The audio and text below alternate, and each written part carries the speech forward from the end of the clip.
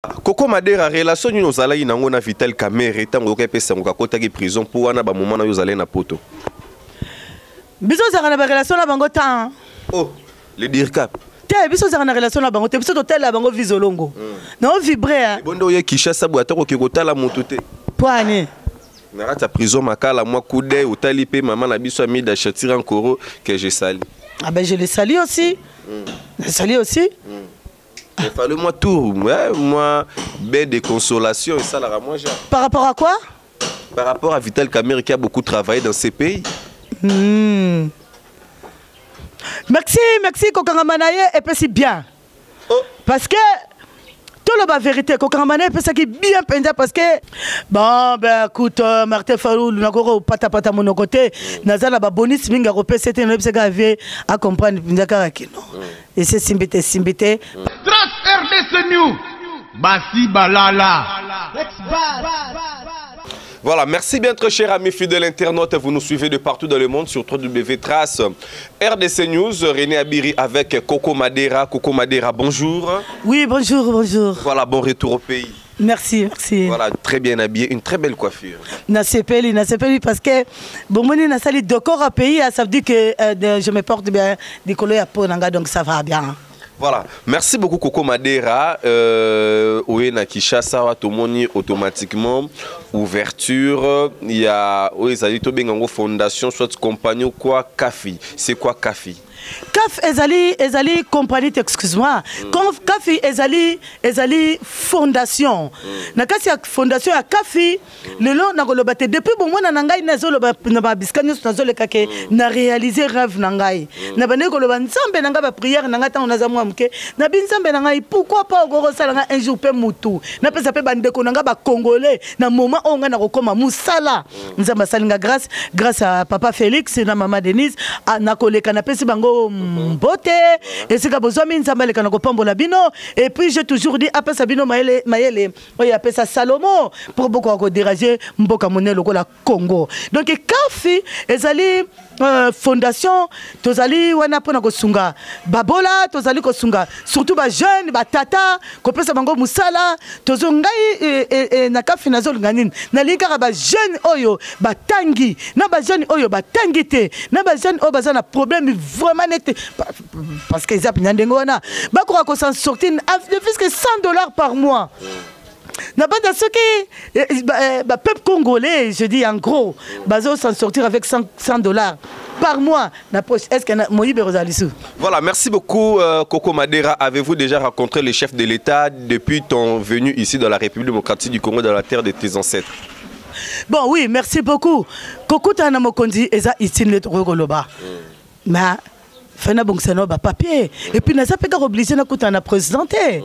N'a pas obligé té. Mais poto qui kenote au lobby kenote aux zones poso au fongo la banger koya na ezali par rapport ya mbele chef de l'État que ba investir ba ya ko investir na kati ya mboka parce que au sali au moins plus de 20 quelques années na poto kalaka plus ouais on a dit plus de 20 quelques 30 quelques voilà donc on attend wana nyoso tu wana ozala na bolingo ba congolais te souci ko sala ONG fondation zalaki na yango te kaka lelo Félix Tshilombo Tshisekedi président ou apazalaki résident na Belgique aé mbala moko yo oyeto bengango ezali escroquerie morale ou soit to ko diembela soit moi flatterie moko boye ya chef de l'État po donc moi tu es que ça là po bato belé pe ba koloba bo même na ba commentaire ba commentaire ba koloba na bango il y a toujours des commentaires donc et Ali Kenaye pensa que ce peuple congolais Moussala nazo réalisé rêve nangai. Voilà rêve ango réalisé qui ont été à 18h Kabila. Pourquoi car à la moment tu sais que au moins tout le bas il y a un temps pour tout, il y a un temps pour pleurer, il y a un temps pour réfléchir. Donc ça c'est le temps quand le temps arrive, ça vient comme ça, vous pouvez pas comprendre hein? Vous pouvez pas se poser des questions à des peut-être que pourquoi vous n'avez pas fait ça avant ou pourquoi vous n'avez pas ça ou quoi mais faute de moyens. Non, on n'a rien du tout. Donc, figurez-vous que Naouti n'a pas trop. Voilà. Je me vis à Poto, on a vu à Congo. Na poto batamabo mape bazali batapasi baza bola na babalabala. Ben ouais, c'est ça, les question ben batamabo c'est vraiment un peu passé. Voilà. Et ça peut-être bateau bako zanga net conscience. Na le but na ba diaspora. Voilà. Non, na le but que bateau muso bako zanga moi conscience. A Monica netike Mputu Mputu ville Mputu ezali même si notre frère défunt papa Mbaloba kike na Putu kolanda kizungu Zungu te, voilà, donc c'est un peu ça. Voilà, merci beaucoup Coco Dema. Aujourd'hui là, investiture et Utuko Salema, il y a chef de l'État Félix Tshisekedi entre les présidents sortants et les présidents entrants. Déjà première fois alternance à Bongo et Salema Nakatsa Mbokao. Un mot pour Joseph Kabila Kabange Azotalayo. En tout cas, merci. Merci en tout cas. Les gens qui m'ont pas cité, n'a pas soga en beauté. Continuez Nzela Nayo, la vie continue. Donc, ben voilà quoi. Merci mes peuples. C'était sous pression de vous, le diaspora congolais, vous savez, la pression libanais de salagi keno, makambangwe le kakakabon. En tout cas, ça c'est la vérité. Biso ba diaspora to tamboli. Biso ba diaspora to kotisi ba memo. Biso ba diaspora to bimisi énergie, to bimisi finance, to bimisi to travailler pendant mingi même chef Eskazali moko président Abisso Félix ebike mbala mingi oya le karana ba nini na ba conférence na salaka alobi tout d'abord nous allons remercier le diaspora parce que ba diaspora ba travailler mingi na mbongo na bango ba travailler mingi n'esprit ba travailler mingi na nzoto et donc ben voilà quoi donc pour la réussite à Congo donc nous sommes là. Il y a aussi ceux de la diaspora qui ont travaillé pour Martin Fayulu pour la réussite ou Piazali Koloba, vérité des urnes. Bon, ben écoute, Martin Fayulu, n'a pas mon côté, Nazala Babonis, Minga Ropé, c'était un obségavé à comprendre Pindakaraki. Et c'est Simbité, Papa Tisséged, Yomoko, tout un con. Yamboka, Aluka, vérité des urnes, qui ont été à ça, l'NP recruté parce que le cours constitutionnel était déjà prononcé que Félix Tshisekedi, c'est le président. Voilà. Aujourd'hui, là, qu'est-ce qu'on peut dire de la diaspora aujourd'hui? Ceux qui lobby que notre diaspora ou accompagner Félix Tshisekedi n'a pouvoir de détruire Mboka pendant 3 ans pour Congo la moi souffrance mike. Pourquoi lobani par là? Si vous attendez que les gens parlent de ça. Diaspora za mwana malam. Diaspora lingi Congo. Wana bazol barabonka babobar ka fuba loba. On comprend? Diaspora azanzela. Na loba ke batona ba kosi diaspora. Nazo mona kutu diaspora obino bazol bate nazo akaka diaspora lembo. Diaspora baboke tu peux baba diaspora. Mais aza diaspora ya tukaza diaspora. Ba mama kuna baza ba diaspora. Odombo. Bah, je les salue en passant, oui, mais ils ont dit que vous le belate. Voilà. Ngana mono diaspora, je peux poste ma cité depuis tout ça là qu'on a parce que toi. Tu avais Jolino Makelele, Bazana, ministre de la communication. Ah, je le salue, je le salue. Bonjour, bonjour Makelele, bonjour monsieur, bonjour. Bon, voilà. Voilà, merci beaucoup. Tozo continue toujours malé, mais merci beaucoup à toi, mon ami Koula Bols, Alex Ngando, c'est du Kokalala. Merci beaucoup. Et alors aujourd'hui là. Félix Tshisekedi a eu pouvoir, mais retour à musique na Mikili et Zobeta Makarate, Fali Poupa qui a essayé, mais toi aussi vous avez été aussi parmi les gens Oyo Bakende côté les la concert, il y a Fali Poupa na niveau, il y a Cor Arena. Cette fois-ci Nazala quitté, mais non ouanga na te Nazalaka. Nazalaka. Donc télémila d'aba musicien ni na ba musicien ni ba betate. Na ba combat ni nyozala déjà. Bon non pas ta combattre parce que oya yebi. Na pas ta combattre parce que moi je suis pas venu ici pour na takaka ba combo. Baza bande qu'on a biso. En gros je veux dire que et là on est ici là té. Le Robitou Magno c'est ici là ka. Et là on est toi les ka na kanda. Tout ça qui fait mal à kanda ko le baté bon voilà tout ça mon akele. Ba musicien bo bando reprocher bango na nini. Pour le kola ba musicien musu ba yembela na bango pe batu musu té. Bon, on a le bien, moi, je suis posé dans la Nzungu. Mon gars, un artiste, oui. Il y a un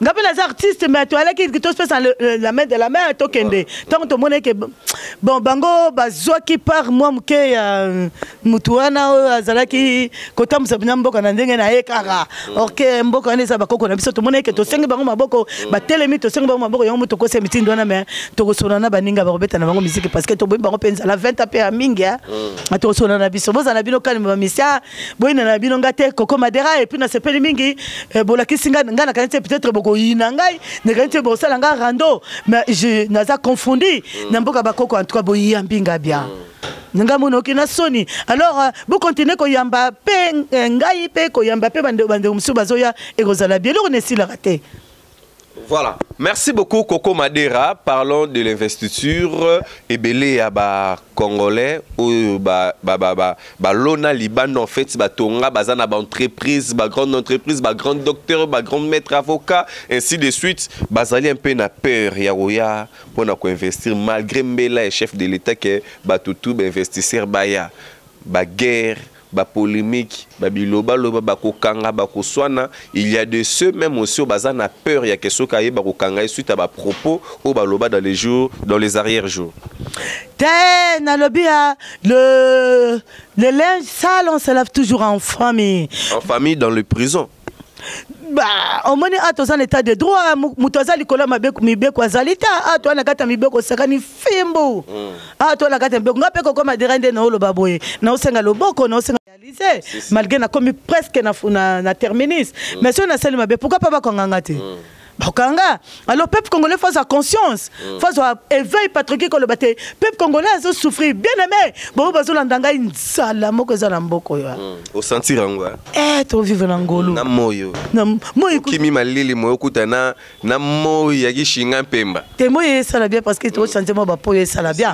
Compensation to kuna na malili me baye bake. Nsala pendeza na mboko peuple. Azo souffrir ndenge moko yango zo mona pasi tellement leki to zala ki na ba konza mboka lokola ba konza mboka te biso to kante bango bazali juste là pour le peuple normalement. Mais to ko mona ke balingaka kaka peuple na moment moko po bazo ba voix après ba nyonga peuple lokola peuple za la problème na bango. Je suis vraiment désolé mais Dieu merci, les choses vont changer bientôt et plus rien ne sera comme avant. Bientôt reste 2 ans pour Félix Tshilombo Tshisekedi pour toi qui na élection. Tu vas récupérer Babiloko wana. Tu vas récupérer Asalina on te abandé ndesi musane sikoyo. Mais non, ils allaient bongo te photo récupérer ba anoyo zala ki ya coalition moro boezo bo pesi mutu pouvoir bokangi mutu na kingo est-ce que zalaka? Et le gars bobali si mutu milibale bongo mutango est-ce que côté na libala faut à l'aise. Mais azas qu'on à l'aise te na libala kendaki Simba lo et Simbi azong saba Simbi présent ni wana. Voilà, Coco Madera relation nous zala nango na Vital Kamerhe tango ka pesa ngo kota ki prison pour wana ba moment na yo zala na poto. Biso za na ba relation na bango temps. Oh, le DIRCAP. Te biso za na relation na bango te biso to tela bango vizolongo. Na o vibrer. Bondo ye Kishasa bwata ko kotala moto te. Poane. Na rata prison makala moi coude otali pe maman na biso ami da Chatira Nkoro que je salue. Ah ben je le salue aussi. Je salue aussi. Il fallait moi tout, moi baie de consolation et ça la moi j'ai. Par rapport à quoi? Par rapport à Vital Kamerhe qui a beaucoup travaillé dans ces pays. Merci Kokangamanaye et puis c'est bien. Oh. Parce que tout le vérité Kokangamanaye et puis ça qui est bien pendant parce que ce n'est pas parce que Asunga qui présente la bise parce que moi au Congo, bah que n'est pas Museveni, bah sauter moi boulou wana ya moto. Te akorolia mbonga ya Congo ndengwana te. Akoti Congo na kao. Président Félix aza mutema malamu wa. Bona fo boye bango président Félix aza mutema et puis pourquoi yeba ke ba dossier ba diaspora boni zalaki na kata ya présidence wana batala ki angote parce que ya tale ya bango nani ka alingane bisota. Anga bisoto boto tolinge poani. Voilà, merci beaucoup. On est presque à la fin.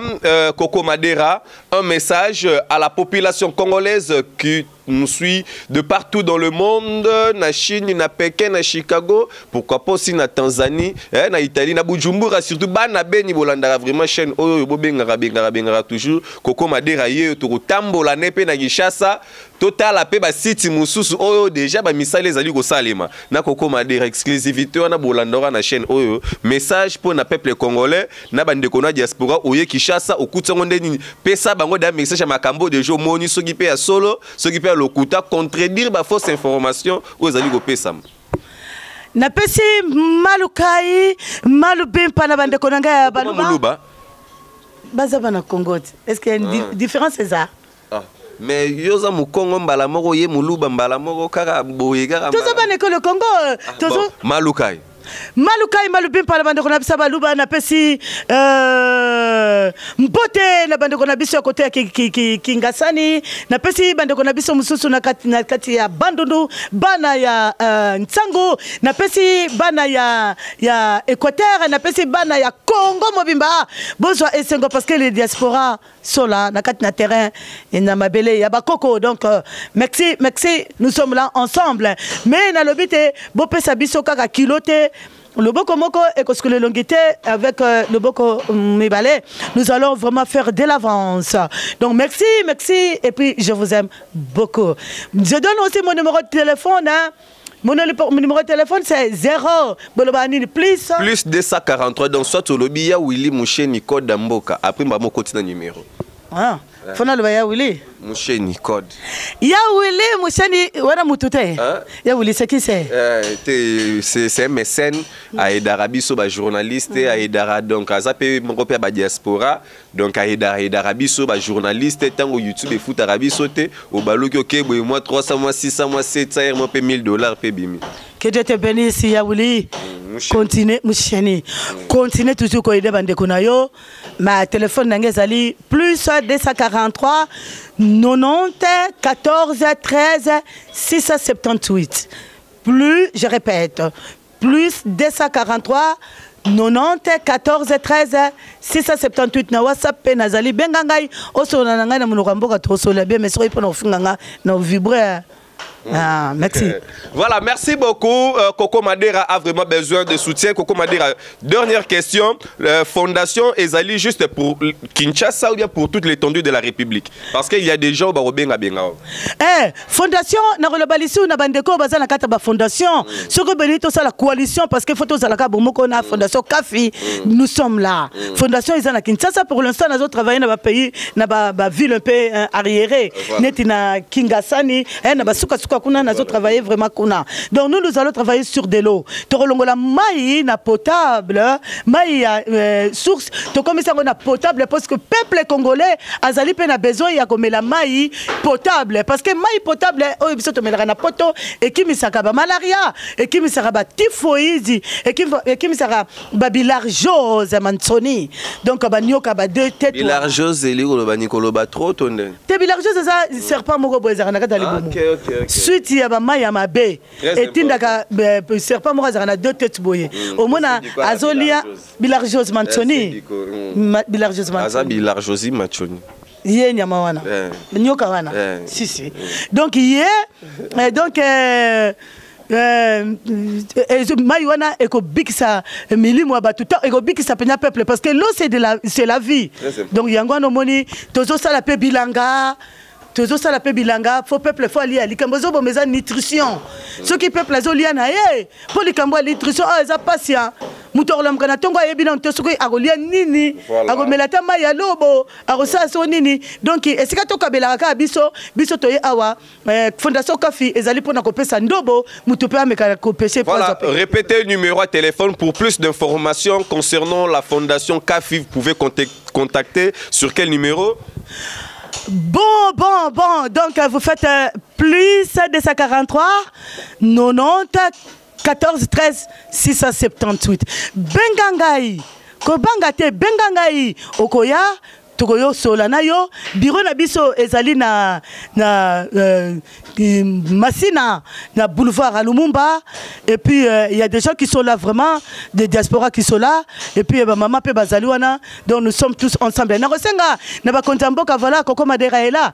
Je demande aussi le boko kona bino morobo kokate Congo za tellement munene.